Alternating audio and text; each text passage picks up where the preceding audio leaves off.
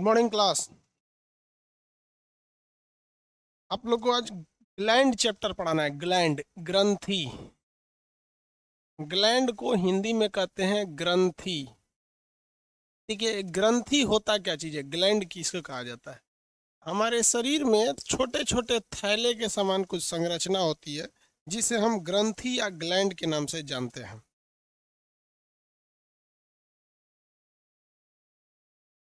किसी को दिक्कत?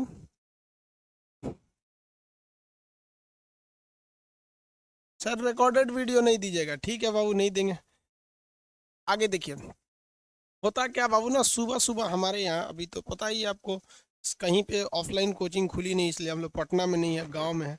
हमारे यहाँ गांव में ना केवल एक ही नेट का कनेक्शन है, BSNL, मतलब वाईफाई जो तार से आता है ना, तार से ब्रॉडबैंड वाला फाइबर ऑप्टिक्स, वो एक ही है। वो ससुरा सुबह उसको कभी कभी ठंडा मार देता है फ्लक्चुएट करने लगता है, इसलिए कभी कभी डाल देते हैं। चलिए ध्यान दीजिए अब। ग्रंथि क्या होता है? ग्लैंड हमारे शरीर में छोटे छोटे थैले के समान संरचना होती है जिसे हम लोग ग्रंथि कहते हैं। क्या कहते हैं? ग्रंथि। ग्रंथि हमारे शरीर में एक छोटे से थैले के समान काम करती है।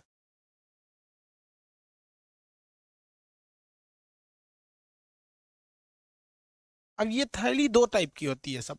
एक होती है अंतःस्रावी ग्रंथि यानी इंडोक्राइन ग्लैंड, एक होती है एक्सोक्राइन ग्लैंड यानी बहिर्स्रावी ग्रंथि, एक होती है मिक्स ग्लैंड जिसे हम कहते हैं मिश्रित ग्रंथि। हम तीनों के बारे में पहले आपको समझा देते हैं, ठीक है? इंग्लिश हिंदी दोनों को दिक्कत नहीं होता है, लेकिन क्या है ना कि इंग्लिश वाला कसम खाया है कि जब तक हम इंग्लिश नहीं बोलेंगे तब तक नहीं समझेगा था, और वो भी पूरा इंग्लिश में नहीं समझता है। सो वो इंग्लिश वाले को चाहिए कि सर थोड़ा थोड़ा बीच बीच में हिंदी में समझा दीजिए।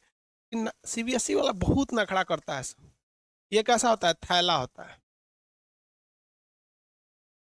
CBSE वाला चम्मच से खाना खाता है यहाँ देखिए, एक होता है बहिर्स्रावी ग्रंथि।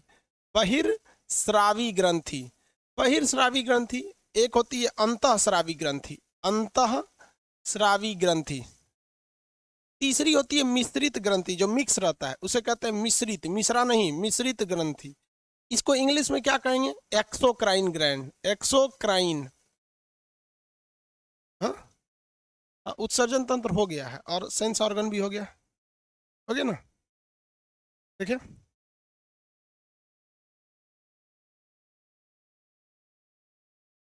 इससे पहले आप लोग को सेंस ऑर्गन तो हो ही गया ना, सेंस ऑर्गन रिकॉर्डेड था। उत्सर्जन तंत्र 2 बार हो गया था। इसे एक्सोक्राइन कहते हैं, इसको कहते हैं इंडोक्राइन, इंडोक्राइन ग्लैंड। इसे कहते हैं mixed gland, mixed gland, mixed gland. अब इसमें हम लोग एक एक करके परिभाषा समझ जाते हैं। आपको पता भी नहीं चला होगा, हम आपको ये पढ़ा दिए, आपको ये हम पढ़ा दिए, लेकिन आपको पता ही नहीं चला है। कैसे नहीं पता चला है? तो देखिए, ऐसी ग्रंथि यानी ऐसा थैला, शरीर में छोटे छोटे थैले होते हैं जिससे हमें एंजाइम निकलता हो। क्या निकलता है? एंजाइम, एंजाइम निकलता है। वैसी ग्रंथि जिससे हमारे शरीर में, ग्रंथि मतलब क्या होता है? थैला, पैकेट, जिससे हमारे शरीर में एंजाइम निकलता हो। और ये एंजाइम किसी खास नली के रास्ते निकलता हो, यानी डक्ट के रास्ते निकलता हो, यानी इसके निकलने का रास्ता अलग हो। तो जब किसी चीज के निकलने का रास्ता अलग होता है तो वो हमारी बॉडी के ब्लड में टच नहीं होती है, इसलिए ये कभी भी ब्लड से टच नहीं होती है। आपसे कहेगा क्या ये ब्लड से टच होती है? तो नहीं। यही 3 फार्मूला होता है, आप किसी भी ग्रंथि को पहचान सकते हैं। सबसे पहले ये देखना है कि उस ग्रंथि से क्या निकल रहा है। यदि हार्मोन निकलेगा, अगर क्या निकलेगा? हार्मोन, तो वो इंडोक्राइन हो जाएगा। अभी हम आपको एक भी हार्मोन के बारे में नहीं बताए हैं, समझ में आ गया कि नहीं? एंजाइम के बारे में तो, पाचन के बारे में 75 एंजाइम बताए थे। तो एंजाइम निकलता है, और निकलने के लिए अलग एक डक्ट, डक्ट मतलब क्या होता है? नली। डक्ट मतलब क्या होता है? नली। एक अलग से नली होनी चाहिए निकलने के लिए। क्या होना चाहिए? एक अलग से नली होनी चाहिए, यानी क्या होना चाहिए? डक्ट होना चाहिए। और ये डक्ट के, अगर किसी चीज में क्या होगा? डक्ट होगा, तो कभी भी ब्लड से टच में नहीं आएगा, ब्लड से टच में वो नहीं आता है, किसी को कोई दिक्कत नहीं है।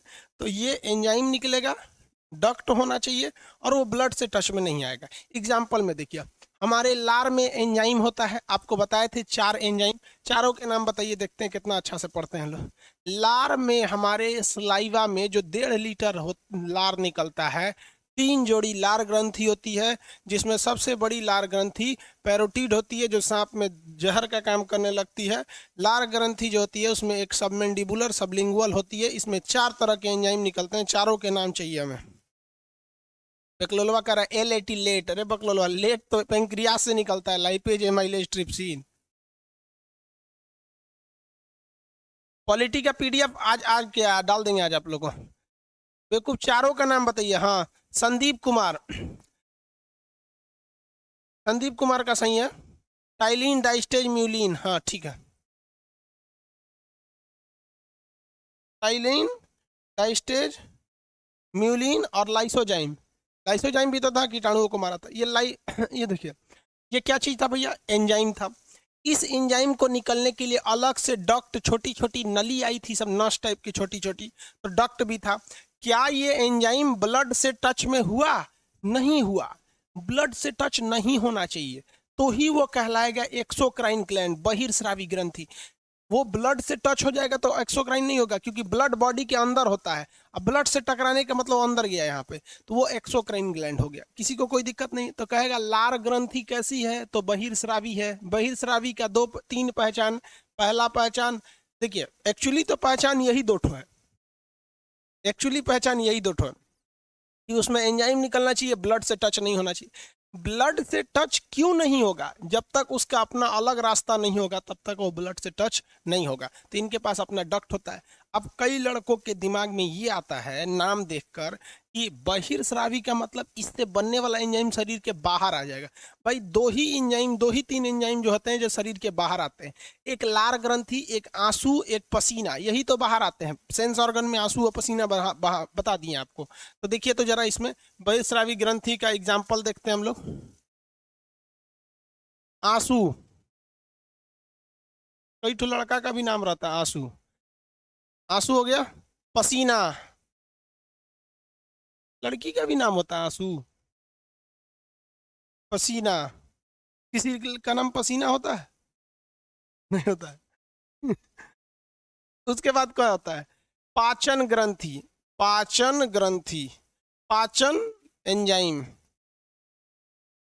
पाचन एंजाइम में सब आ जाते हैं सब। इसी में आता है आपका लार, इसी में आता है आपका जितने एंजाइम पेट में बने थे सब। पेप्सिन भी तो एंजाइम था, वो भी ब्लड से टच में नहीं हुआ। जब उल्टी करते हैं तो हाइड्रोक्लोरिक एसिड भी तो एंजाइम हुआ। आपका रेनिन भी हुआ, ट्रिप्सिन भी हुआ, एमाइलेज हुआ, डाइस्टेज हुआ। जितना पेट में निकला था वो कोई भी ब्लड से टच नहीं था। इसलिए बाबू याद रखिए, बहिर्स्रावी का मतलब ये हरगिज नहीं होता है कि वो शरीर के बाहर रहेगा।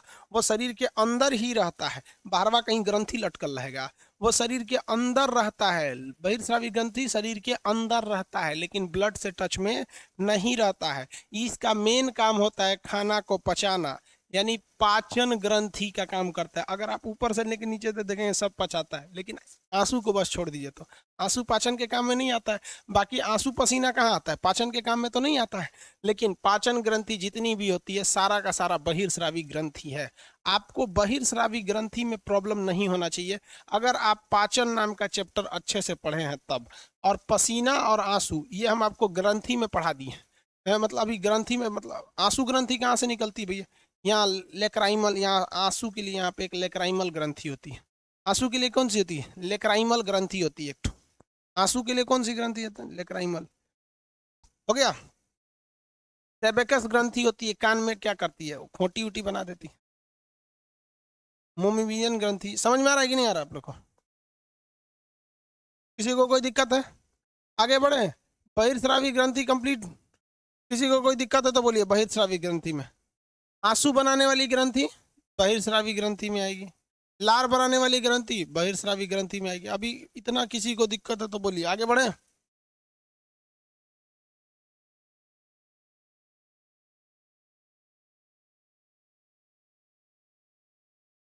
किसी को कोई दिक्कत? ये कौन कर रहे हैं? अर्जुन शर्मा। ये क्या प्रॉब्लम है कि मेरा रोज कनेक्ट करने में 5 मिनट लेट लग रहा है और उधर पढ़ाई चालू हो जा रही है? ये तो आपका प्रॉब्लम है, आपका नेट का प्रॉब्लम है। किसी को यहाँ तक में दिक्कत नहीं। अब आगे बढ़ते हैं। देखिए, कान में जो खोटी बनता है वो भी तो ब्लड से टच में नहीं होता, वो भी एक तरह का एंजाइम होता है। भले पाचन का काम नहीं करता है, लेकिन वो क्या होता है? एंजाइम होता है। तो वो कान का जो खोटी बनाने वाली जो ग्रंथि होती है, ये भी कौन सी है? बहिर्स्रावी ग्रंथि। आंसू बनाने वाली बहिर्स्रावी ग्रंथि, लार बनाने वाली बहिर्स्रावी ग्रंथि, पाचन करने वाली एक्सोक्राइन ग्लैंड। ये सब की सब ग्लैंड कैसी हैं? सब एक्सोक्राइन ग्लैंड है। सब कैसी ग्रंथि है सर? Exocrine gland. किसी को कोई दिक्कत नहीं है। अब आते हैं हम इंडोक्राइन ग्लैंड पर। किस पर? इंडोक्राइन ग्लैंड पर। जब आपको एक्सोक्राइन पता है तो इंडोक्राइन तो बता ही सकते हैं। इंडोक्राइन बस उसका क्या कर देना से जाके टच हो जाता है। किसी को कोई दिक्कत? इसी वजह से ये पूरे बॉडी में अच्छे से मिल जाता है, जबकि एंजाइम पूरी बॉडी में अच्छे से नहीं मिलेगा। अब जैसे पेट में निकल रहा है आपका पेप्सिन, तो आप कहेंगे हाथों में पेप्सिन मिल जाए, नहीं, वो पूरे अच्छे से नहीं मिलेगा। लेकिन ये वाला क्या है? हार्मोन पूरे बॉडी में अच्छे से मिल जाता है। इस क्योंकि ये कहाँ जाके मिल जाता है? ब्लड से। कहाँ जाके मिलेगा? ब्लड से मिल जाता है। तो आपको कहेगा इंडोक्राइन की पहचान, तो पहली पहचान इससे निकलेगा हार्मोन। इसमें डक्ट न होने के कारण ये ब्लड से जाके टच हो जाता है और पूरी बॉडी में अच्छे से मिल जाता है और हार्मोन का प्रभाव पड़ जाता है। तो हार्मोन को कंट्रोल किसके द्वारा किया जाता है? अंतःस्रावी यानी इंडोक्राइन से या फिर एक्सोक्राइन बहिर्स्रावी से? तो आप तो इतने अब बेवकूफ थोड़ी हैं, आराम से बता ही सकते हैं। सूरज कुमार, वीडियो चल ही नहीं रहा है। कितना बड़का घोंचू है ले रहे तुम लोग को। 20 बार बोलेंगे नहीं चलता है तो एग्जिट हो जाओ लोग, फिर आ जाओ, सही हो जाएगा। देखो तो अब घोंचू घोंचू हो गया। ऑनलाइन के लिए सीबीएसई वाला होशियार है सब। वहाँ सब समझे में नहीं आता। 20 बार लोल सबको समझाते हैं कि जब नहीं चले, तुम्हारे यहाँ का नेट प्रॉब्लम है, एक बार एग्जिट हो जाओ, एप्लीकेशन बंद करके हट जाओ, फिर जाके खोलो, हो जाएगा। आके कह देता है ऐसे नहीं चल रहा है लोल। नहीं, सबको हमको समझ में नहीं आता है। शादी ब्याह होगा तो क्या कहेगा? मान लो लड़का उड़का नहीं होगा तो पड़ोसी से जाके कहेगा हमारा लड़के ना हो रहा है, तो पड़ोसी मदद कर देगा। इन्हीं सब का फायदा उठाते हैं सब पड़ोसी सब। थोड़ा सा नॉर्मल चीज है, अपने से दिमाग नहीं लगाता है। सब बीचवा में बोलेगा तो मैंने हम पढ़ैया छोड़ के उनको समझाएं कि वीडियो कैसे चले, इसका पड़ोसी बहुत फायदा करेगा। चलिए देखिए, हार्मोन वगैरह इसकी पहचान समझ में आ गया। अब ये जो है ना, ये हम आपको पढ़ाए नहीं है अभी, तो ये हम आपको पढ़ाए नहीं है, जबकि हम आपको बहिर्स्रावी ग्रंथियों के बारे में हम आपको क्या कर दिए थे? पढ़ा दिए थे। इतना समझ में आ रहा है कि नहीं आ रहा है? किसी को कोई दिक्कत नहीं है? अब हम आपको अंतःस्रावी ग्रंथियां आराम से समझाते हैं, पूरी बॉडी में कहाँ कहाँ होती हैं। और मैक्सिमम क्वेश्चन जो आता है वो अंतःस्रावी ग्रंथि से आता है, क्योंकि बहिर्स्रावी ग्रंथि से क्वेश्चन आने के चांसेस कम रहते हैं, क्योंकि बहिर्स्रावी ग्रंथि हम एंजाइम यानी पाचन नाम के चैप्टर में ऑलरेडी कर लिए होते हैं। पसीना और आंसू ये हम सेंस ऑर्गन में अलग से पढ़ लिए रहते हैं। समझ में आया कि नहीं आ गया? कान वगैरह के बारे में सब सेंस ऑर्गन में बता दिए, सेंस ऑर्गन में A to Z कान के बारे में बता दिए। चलिए अब आगे आते हैं हम लोग अंतःस्रावी ग्रंथि के बारे में। अंतःस्रावी ग्रंथियां शरीर में कई जगह पाई जाती हैं, बेसिकली नॉट हो इसकी फेमस होती हैं सब। देखिए, इसमें सबसे पहले आता है आपका ब्रेन से स्टार्ट करते हैं। सबसे पहले कहाँ से स्टार्ट करते हैं? ब्रेन से। देखिए, ब्रेन में 2 ठो हो जाएगा। ब्रेन में कौन सा हो जाएगा? 2 ठो, 3 ठो ब्रेन में मिलेगा, लेकिन पहले 2 ठो पढ़ाते हैं, तीसरा सबसे बाद में पढ़ाएंगे पीयूष ग्रंथि, क्योंकि बहुत बड़ा है, जो कॉम्प्लिकेटेड कर देता है। ब्रेन में एक होता है हाइपोथैलेमस। क्या चीज? हाइपोथैलेमस।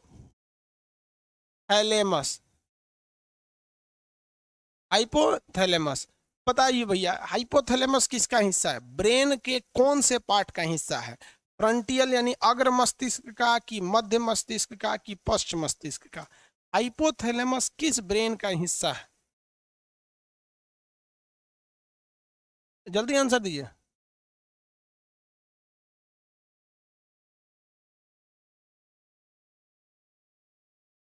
हाँ बाबू, फ्रंटियल मस्तिष्क का, फ्रंट का भी हिस्सा है, फ्रंट का। चलिए देखिए ध्यान, फ्रंट का हिस्सा है। ये हाइपोथैलेमस के हम सारे काम आपको बता दिए थे कि ये अंदर में गर्मी, अंदर में ठंडा, ये सारी चीजों को कंट्रोल करता है। ये प्रेम, घृणा, भूख, प्यास, पसीना, पेशाब, सब चीज को कंट्रोल करता है आपका हाइपोथैलेमस। साथ ही साथ ये जितने भी ग्लैंड हैं, जितने भी ग्लैंड है, कंट्रोल करता है। किसे कंट्रोल करता है? जितने भी इंडोक्राइन ग्लैंड है, जितने भी अंतःस्रावी ग्लैंड होती हैं सब, उन सब को कंट्रोल करता है, इंडोक्राइन ग्लैंड को। अब आप बताइए तो, प्रेम वगैरह करिएगा, जहां प्यार मोहब्बत के चक्कर में पड़ेंगे तो ये क्या हो जाता है? प्रेम प्यार मोहब्बत के चक्कर में हाइपोथैलेमस डिस्टर्ब हो जाता है, और ये डिस्टर्ब हुआ तो पूरे ब्रेन को तो डिस्टर्ब करता ही करता है।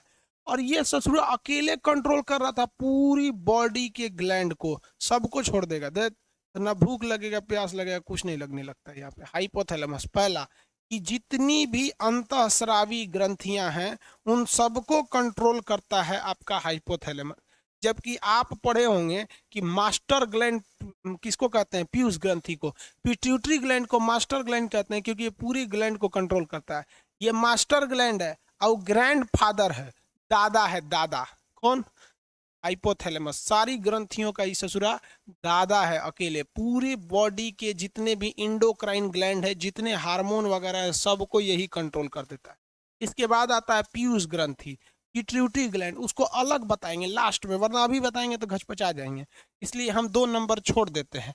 इसके लिए पीयूष ग्रंथि के लिए, इसको पिट्यूटरी ग्लैंड कहते हैं। अभी हम इसको जब ग्रंथि ये अंतःस्रावी के सबसे लास्ट में हम उसको आपको बता देंगे, किसी को कोई दिक्कत नहीं है। आगे बढ़े तो ये पूरे बॉडी के अन्य ग्रंथियों को कंट्रोल कर देता है। आगे बढ़ जाए, देखिए इसके बाद आता है आपका पीनियल ग्रंथि। पीनियल, पीनियल ग्रंथि।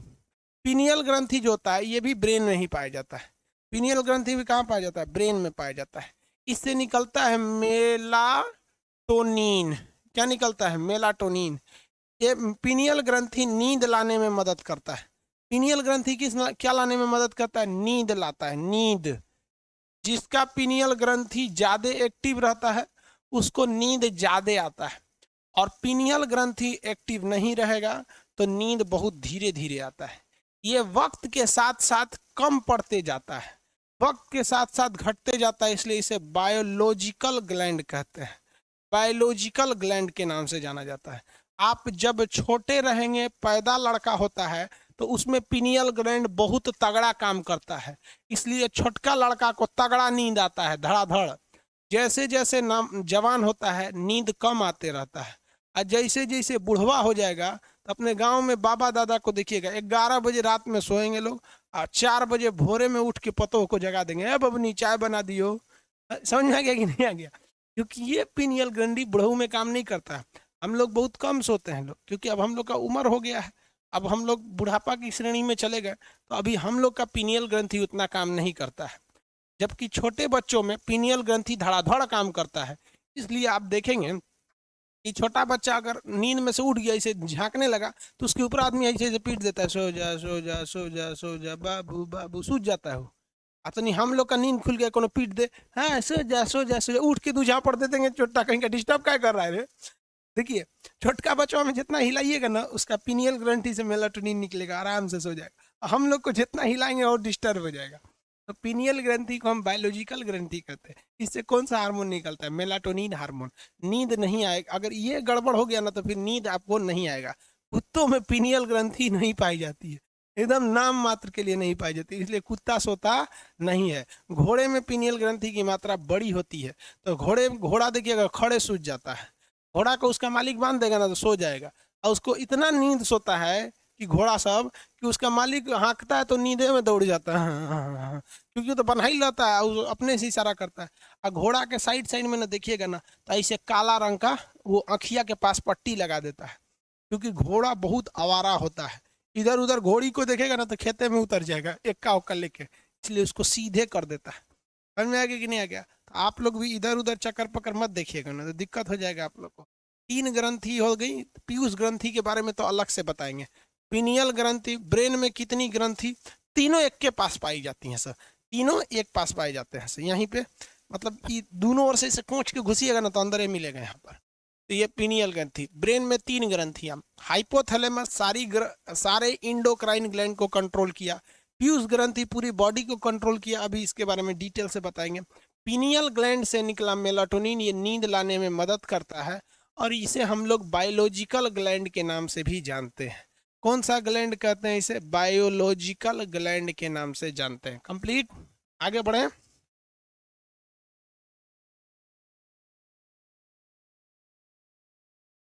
अरे कौन कर रहा है? कृष्णा सिंह है सर, दिसंबर में शादी है सर। करे बकलोल कहीं का, कौन बोल दिया आपको कि हमरा दिसंबर में शादी है?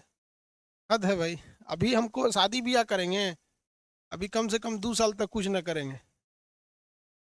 समझ में आ गया कि नहीं? शादी करने का मतलब क्या है? जानते हैं, दुनिया का सबसे खतरनाक ब्रेक है डिस्क ब्रेक, धाए दे मारेगा आदमी वहीं रुक जाता है। समझा गया कि नहीं? शादी ब्याह के बाद इंसान आगे नहीं बढ़ सकता है, वो अपने में अझुरा के रख देगी एकदम। उसको हमेशा एगो नेल पॉलिश चाहिए, एक दू गो झमेला मेहरारू सबके साथ।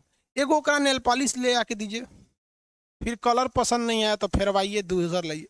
ओकर बाद वो लगा ली है, और गलती से मान लीजिए हमरा मान के चलिए हमरा बियाह हो गया, अब मेहरारू हमारी पत्नी, हमारी कन्या, अगर मान लीजिए लगा ली है नेल पॉलिश, और हम क्लास के जल्दी में था, अरे बाप रे बाप ऑनलाइन क्लास ले रहा है, चल गए, और गलती से उस पर ध्यान नहीं गया, तब देखो भड़केगी कैसे। नाश्ता ले आकर पटक दे, हाँ खा लीजिए, हमारा ख्याल लेना रहता है कौन चीज लगाए, एक से तो अच्छा पहिल के था। समझा क्या कि नहीं आ गया? हंस पाएंगे?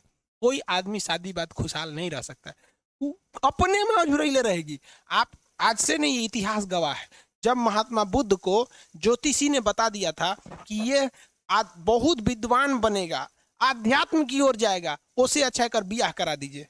देखिए ज्योतिष ने क्या कहा, बहुत विद्वान बन के घर छोड़ देगा, इसलिए बियाह कराइए, मतलब बियाह करा देंगे तो विद्वान नहीं बन पाएगा, अपने में अझुरैले रहेगी, है कि नहीं? सारा सारा दिन तुम काम करोगे, रात में तुम आराम करोगे, तो अपने में अझुरैले रहती है, तो इसलिए शांति से, अभी कुछ टेंशन नहीं। आगे देखिए, हम लोग आगे बढ़े। ये हाइपोथैलेमस हो गया। किसी को दिक्कत, लड़की से बुरा मान जाती है सर, कि हमको सर हम लोग को उल्ट वो बोलते हैं, हम गलत थोड़े बोलते हैं। चलिए अब गटई में आते हैं। ये जो गटई है, घेंटी, गर्दन, सीबीएसई बोर्ड वाला कहता है नेक, और बायोलॉजिकल नाम होता है इसका थ्रोट। तो गले में दो तरह का ग्लैंड पाया जाता है, एक ग्लैंड आगे की ओर होता है और एक उसी के पिछवा सट्टल रहता है। एक आगे की ओर होता है, एक पिछवा सट्टल रहता है। जैसे हम कैसे समझाएं आपको, कोई बैग है, हाँ यहाँ देखिए बैग है ये, जैसे हमको ये गर्दन में एक होता है आपकी ग्रंथि, जिसका नाम होता है आपका थायराइड ग्रंथि। कौन सी? थायराइड ग्लैंड, इंग्लिश हिंदी दोनों में थायराइड, हिंदी में उसे आउटू कहते हैं, आउटू अभी बताएंगे, थायराइड ग्लैंड। और थायराइड ग्लैंड के पिछवा चिपकल रहता है पाराथायराइड, जहां थायराइड रहेगा उसी के पीछे चिपकल रहता है पाराथायराइड। यानी अगर यहाँ से नोचिएगा तो मिलेगा थायराइड, और उसी के पीछे चिपका रहता है पाराथायराइड। समझ में आ गया कि नहीं? जैसे आप हमको थायराइड मान लीजिए, तो ये बैग देखिए, ये बैग मेरे पीछे ऐसे चिपक गया है, तो ये बैग क्या हो जाएगा? पाराथायराइड। बैग क्या हो गया? पाराथायराइड। हम क्या हो गए? थायराइड। तो थायराइड ग्लैंड के जस्ट पीछे क्या होता है? पाराथायराइड होता है। किसी को कोई दिक्कत नहीं, थायराइड से जस्ट पीछे क्या होगा? पाराथायराइड हो जाएगा। आगे बढ़ जाए, तो अब ये थायराइड और पाराथायराइड करते क्या है सब? लाइए तो बैटरी चेंज की।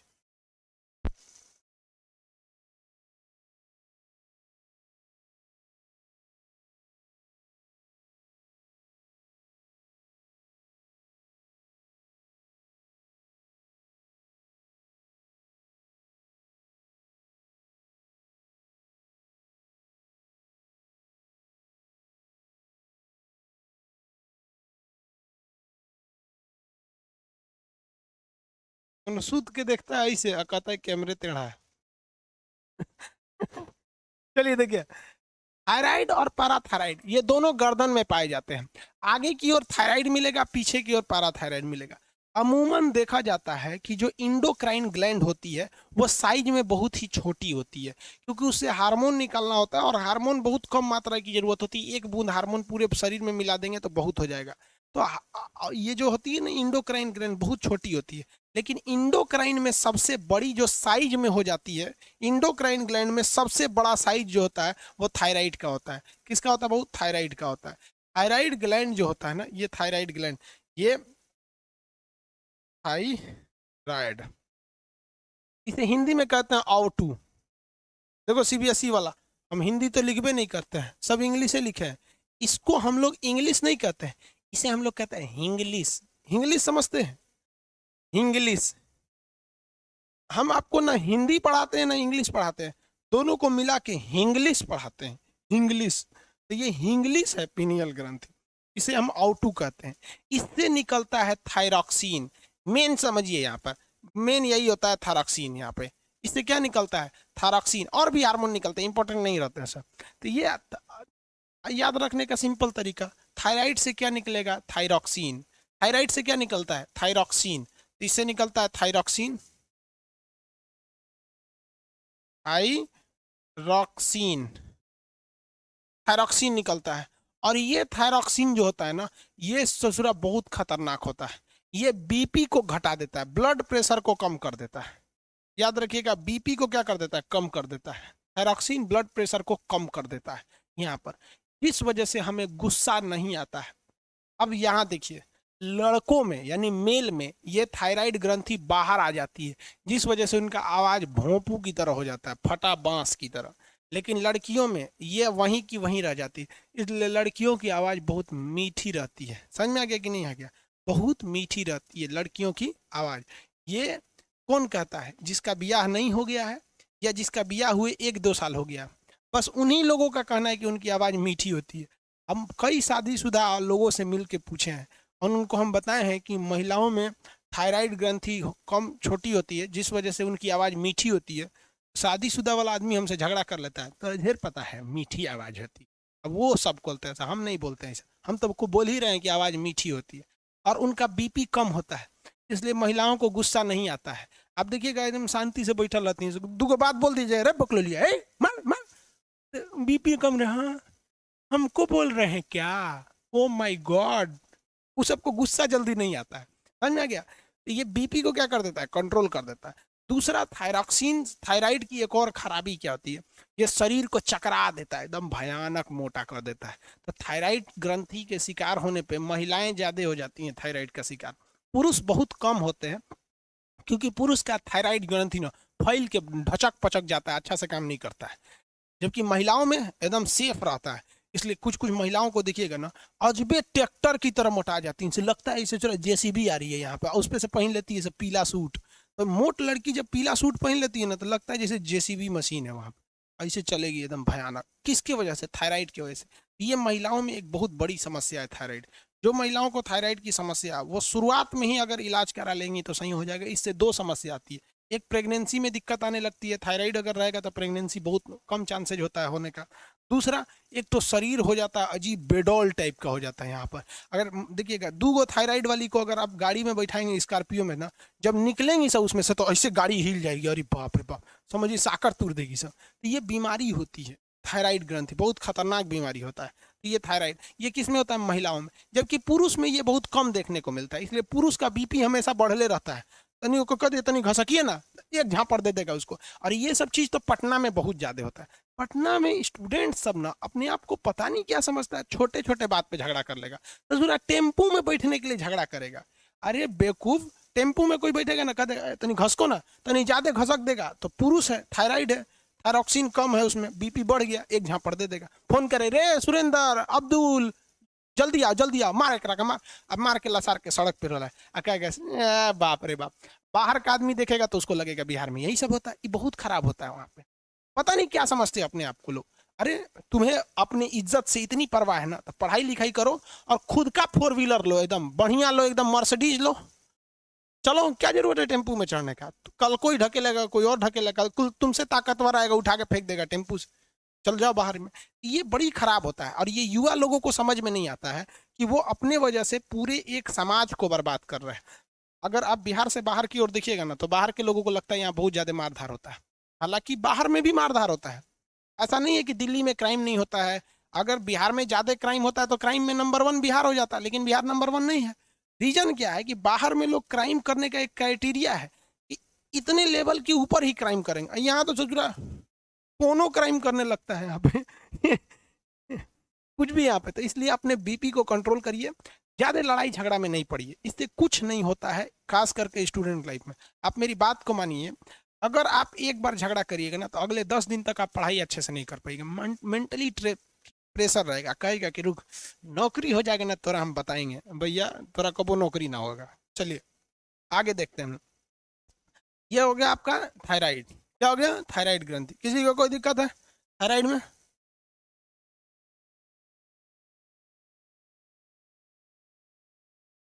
सर हार्मोन का हम लोग का प्रॉब्लम देखिए भाई, आपके यहाँ नेट का प्रॉब्लम है, बाकी सब लड़का क्लास कर रहा है ना। पाराथायराइड, पाराथायराइड, पाराथायराइड को क्या कहते हैं? पारा आउटू। अरे भाई इसको आउटू कहते हैं तो इसको पारा आउटू कहते हैं।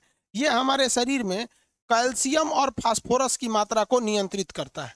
कैल्शियम और फास्फोरस की मात्रा को क्या करता है? नियंत्रित करता है। हमारे जितने भी ग्लैंड हैं वो पीयूष ग्रंथि के आदेश का पालन करते हैं, लेकिन ये एक ऐसा हार्मोन है जो पीयूष ग्रंथि का पालन नहीं करता है। तो क्वेश्चन आता है वह कौन सा ऐसा ग्लैंड है जो पिट्यूटरी ग्लैंड यानी पीयूष ग्रंथि के नियंत्रण से बाहर रहती है, पीयूष ग्रंथि के नियंत्रण से बाहर रहती है। तो पीयूष ग्रंथि के नियंत्रण से बाहर रहने वाली ग्रंथि जो है वो पाराथायराइड है। पाराथायराइड यानी पाराओटू, ये पीयूष ग्रंथि की बात को नहीं मानती है। थायराइड ग्रंथि में जब आयोडीन की कमी हो जाती है तो एक बीमारी हो जाती है। सीबीएसई वाला उसे अलग करता है, हिंदी मीडियम वाला अलग करता है। तो जब ये गला फूल जाता है ना तो सीबीएसई वाला उसे कहता है ग्वाइटर हो गया है। क्या हो गया? ग्वाइटर हो गया है। और हिंदी मीडियम वाला कहता है कुछ चीज़ों को घेंगा हो गया है, ऐसे घेंगा। वो किसके वजह से होता है? आयोडीन की कमी से होता है। आयोडीन की कमी से कौन सी बीमारी हो जाती है? घेंघा नामक बीमारी हो जाती है। आयोडीन की कमी से घेंघा नामक बीमारी हो जाती है। ये घेंघा में कौन सी ग्लैंड प्रभावित होती है? तो थायराइड ग्रंथि प्रभावित होती है। घेंघा नामक बीमारी में थायराइड ग्रंथि प्रभावित हो जाती है। आगे बढ़ जाए। घेंघा नामक बीमारी में थायराइड ग्रंथि प्रभावित हो जाती है। हो गया? गलसूहा नहीं पढ़ाए हैं बेवकूफ कहीं क्या? पाचन जब पढ़ा रहे थे गलसूहा में तो पढ़ाए थे नहीं, पैरोटिड ग्रंथि फूल जाती है तो गलसूहा हो जाता है। आगे बढ़ जाते हैं। 4 ग्रंथि हो गई सब, गर्दन तक यहाँ तक हो गए सर। ब्रेन में 3 याद रखिएगा। हाइपोथैलेमस पूरे अंतःस्रावी को कंट्रोल करता है। पीयूष ग्रंथि बॉडी को कंट्रोल करता है। पीनियल ग्रंथि नींद लाता है। पीयूष के बारे में अभी डिटेल नहीं बताएं, आगे बताएंगे। थायराइड बीपी कंट्रोल करता है, थायरॉक्सिन इससे निकलता है। बीपी को कंट्रोल करता है और इससे क्या निकलता है? थायरॉक्सिन निकलता है। समझ में आ गया कि नहीं आ गया? बीपी कंट्रोल करेगा और इससे क्या निकलता है? थायरॉक्सिन निकलता है इससे। यहाँ से आगे बढ़े। पैराथायराइड क्या करता है? इसके कंट्रोल में पैराथायराइड जो होता है, पैराथायराइड ब्रेन के कंट्रोल में नहीं रहता है। ब्रेन के कंट्रोल से ये क्या रहता है? बाहर रहता है। आगे बढ़ जाए। अब आते हैं सीने के पास, छाती में। ये देखिए यहाँ पे एक छाती में ग्लैंड है, इसे हम लोग कहते हैं thymus gland. Thymus gland, thymus. आपको पता है थाइमस ग्लैंड कहाँ पाई जाती है? सीने में पाया जाता है। सीना को, छाती को बायोलॉजिकल नेम क्या होता है? बायोलॉजिकल नेम वक्ष होता है। क्या होता है? वक्ष या थोरेसिक। थोरेसिक, थोरेसिक या वक्ष। थोरेसिक होता है या वक्ष होता है। सीना को हम लोग चेस्ट इंग्लिश में बोलते हैं, छाती हिंदी में बोलते हैं, सीना उर्दू में कहते हैं, बट बायोलॉजी में इसे वक्ष कहते हैं। क्या कहते हैं? वक्ष। इंग्लिश में क्या कहते हैं? थोरेसिक। क्या कहेंगे? थोरेसिक।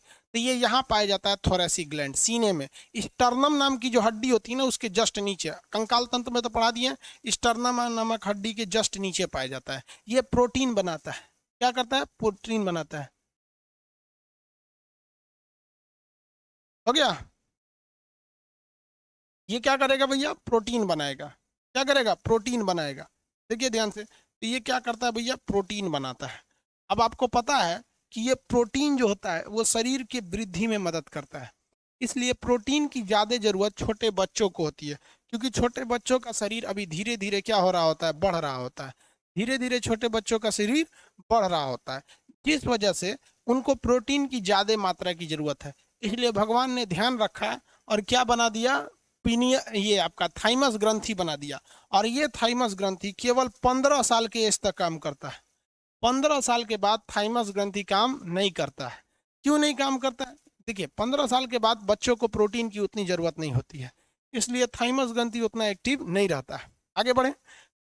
थाइमस ग्रंथि कितने साल की उम्र पर काम करती है? 15 साल की उम्र तक। क्या बनाती है? प्रोटीन। इसलिए छोटा जो बच्चा होता है, छोटे बच्चे, उन छोटे बच्चों को अगर आप खाना दीजिए चाहे मत दीजिए, हमेशा फुर्तीला रहते हैं। देखेंगे ना, उसकी मम्मी पीटेगी उसको, 2 बजे नाश्ता करेगा वो छोटका बच्चा सब, क्योंकि छोटे बच्चे के अंदर जो प्रोटीन है, चाहे वो गरीब का बच्चा है चाहे वो अमीर का बच्चा है, तो छोटा बच्चा के अंदर जो प्रोटीन की जो मात्रा है, इसको कौन कंट्रोल कर देता है? थाइमस ग्रंथि कंट्रोल कर देती है। कौन कंट्रोल कर देगा? थाइमस ग्रंथि से कंट्रोल कर देती है। आगे बढ़ जा। क्या हम लोग में थाइमस ग्रंथि काम कर रही है? नहीं कर रही है। इसलिए अगर हमको भूख लगेगी तो हमें हर हाल में खाना खाना पड़ेगा। प्रोटीन की कमी होगी तो दिक्कत हो जाएगा। बूढ़े लोगों में भी प्रोटीन की ज़्यादा ज़रूरत होती है, क्योंकि उनका शरीर अब टूट रहा होता है, प्रोटीन की ज़्यादा ज़रूरत है। तो ये जो होता है आपका थाइमस ग्रंथि, ये केवल छोटे बच्चों में काम करता है और उनमें प्रोटीन की मात्रा को भर देता है। देखिए ऊपर वाला कितना होशियार था। बच्चा गरीब का भी देखिएगा एकदम टनाटन रहता है, गरीब का भी बच्चा देखिएगा जल्दी बीमार उमार नहीं पड़ता है। ये क्या करता है, प्रोटीन ग्रंथि, प्रोटीन वगैरह को बना देता है। कहाँ पाया जाता है, वक्ष यानी छाती में पाया जाता है, वक्ष यानी छाती में पाया जाता है। आगे बढ़े, किसी को कोई दिक्कत नहीं है। सर घेंगा ठीक कैसे होता है, टाइफाइड बेवकूफ कहीं का, टाइफाइड आंत से होता है, टाइफाइड घेंगा ठीक नहीं हो पाता है। आगे बढ़े,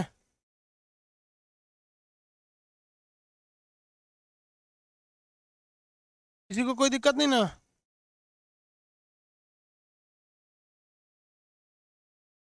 पूरी ये सारी की सारी ग्रंथियां कैसी हैं, अंतःस्रावी ग्रंथि हैं। ये ब्लड से टच में रहती हैं, किससे टच में रहती हैं, ब्लड से टच।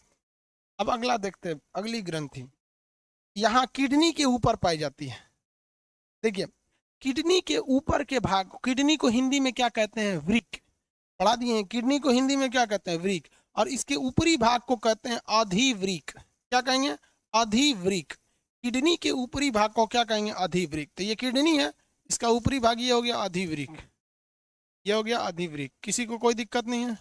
वृक्क के ऊपरी भाग को क्या कहेंगे, अधिवृक्क कहते हैं, अधिवृक्क। इसको कहते हैं इंग्लिश में एड्रीनल,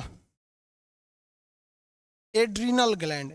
किडनी के ऊपर स्थित एक ग्लैंड होता है जिसे हम अधिवृक्क, इंग्लिश में कहते हैं एड्रीनल ग्लैंड। इस एड्रीनल ग्लैंड से निकलता है एक हार्मोन, जिस हार्मोन का नाम है एड्रीनलिन। याद करने का सिंपल तरीका है, एड्रीनल ग्लैंड से निकलेगा, नाम हो जाएगा एड्रीनलिन। क्या नाम हो जाएगा, एड्रीनेलिन। क्या नाम होगा, एड्रीनलिन। ये एड्रीनलिन ठीक इसका उल्टा होता है, ये ससुरा बीपी को बढ़ा देता है। बीपी को क्या कर देता है, बढ़ा देता है, भयंकर बढ़ा देता है बीपी को। और इससे वजह से हमें गुस्सा बहुत तेज आता है। और जिसके शरीर से एड्रेनलिन निकला उसके शरीर में गुस्सा बहुत भयानक आएगा, गुस्सा से कांपेगा और एक फाइट इतना भयानक मारेगा ना कि दिन में तारा दिखा देगा आपको एकदम। इसलिए इसे क्या कहते हैं, लड़ो उड़ो, यानी लड़ो उड़ो, एकदम भयानक मार मारता है सभी सब, जिसमें एड्रेनलिन निकल जाता है। इसलिए देखिएगा आप नॉर्मल किसी को मारिएगा ना, इसे नॉर्मल मारिएगा तो उसको उतना चोट नहीं लगेगा। जब गुस्सा आ जाएगा, गुस्सा में जब मारिएगा तो बहुत भयानक मारिएगा। समझ में आएगा कि नहीं आएगा, क्यों, एड्रेनलिन निकलता है, उससे क्या निकलता है, एड्रेनलिन। इसलिए हमारे शरीर में लड़ो और उड़ो यानी fight and flight, fight and flight, flight मतलब उड़ जाना, जहाज से उड़ जाना, मतलब उड़ उड़ के मारना। लड़ो उड़ो हार्मोन किसे कहते हैं, एड्रीनलिन को। लड़ो उड़ो हार्मोन एड्रीनलिन को, बीपी बढ़ाएगा एड्रीनलिन को। लेकिन ये जब चाहिएगा तब नहीं निकलेगा, अभी हम कहेंगे अभी निकल, मार धार हो जाएगा, इमरजेंसी,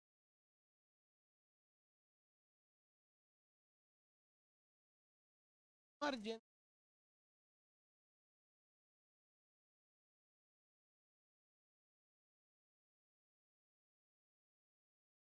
अनय यादव का हाइट बढ़ने का क्या कारण, प्रोटीन की कमी है तो हाइट बढ़ेगा। हो गया बाबू, अब है उतने में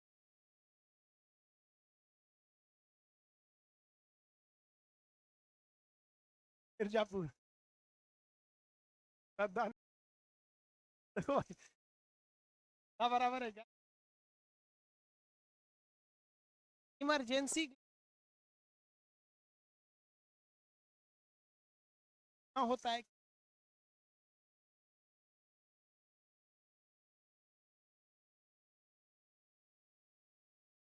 क्या जाता है, पढ़ो उड़ो यानी फाइट हार।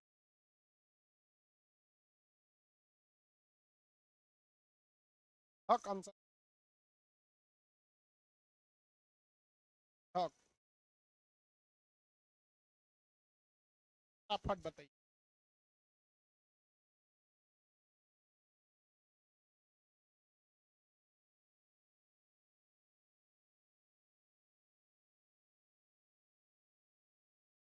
वाइटर में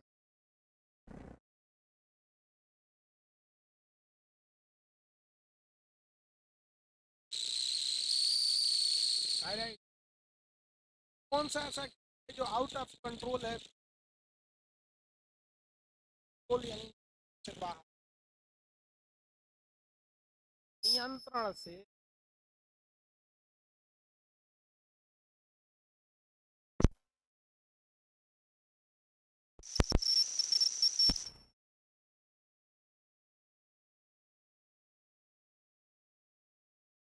कौन सा ऐसा जो आउट ऑफ कंट्रोल है, यानी ग्रहण से बाहर, ग्रंथ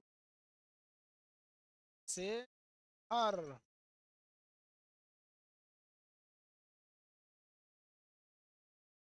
बायोलॉजिकल ग्रंथ, biological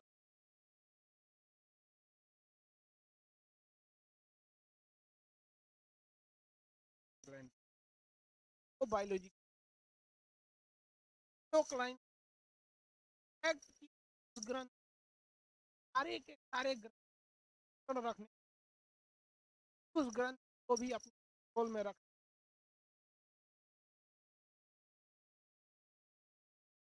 hypothalamus, very good, hypothalamus होता है वो पीयूष ग्रंथि को भी कंट्रोल करता है। मास्टर ग्लैंड किसे कहते हैं? मास्टर ग्लैंड, फटाफट आंसर देना है, मास्टर ग्लैंड किसे?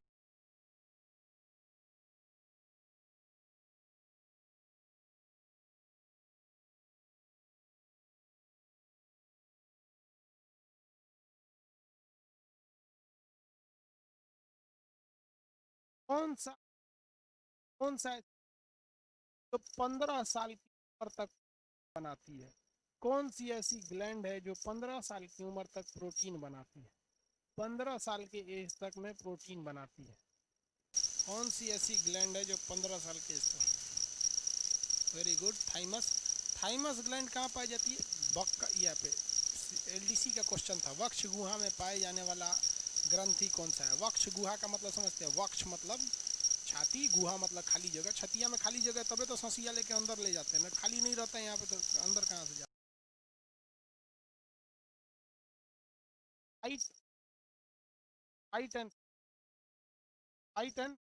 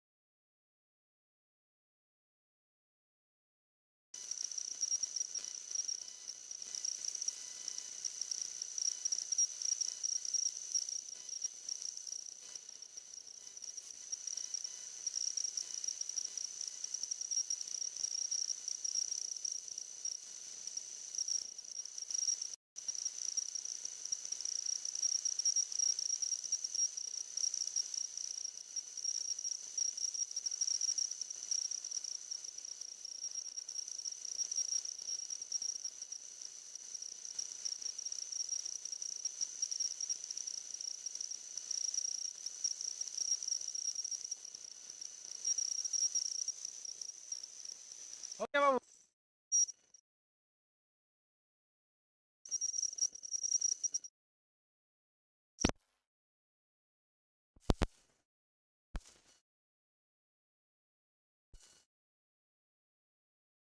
बाबू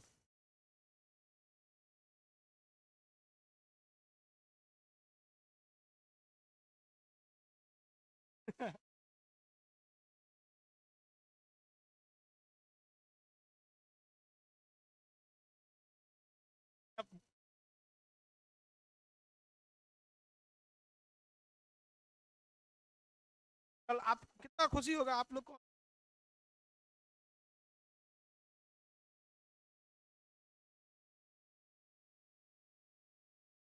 यहाँ तक याद रहेगा ना बाबू आपको? दिक्कत नहीं है।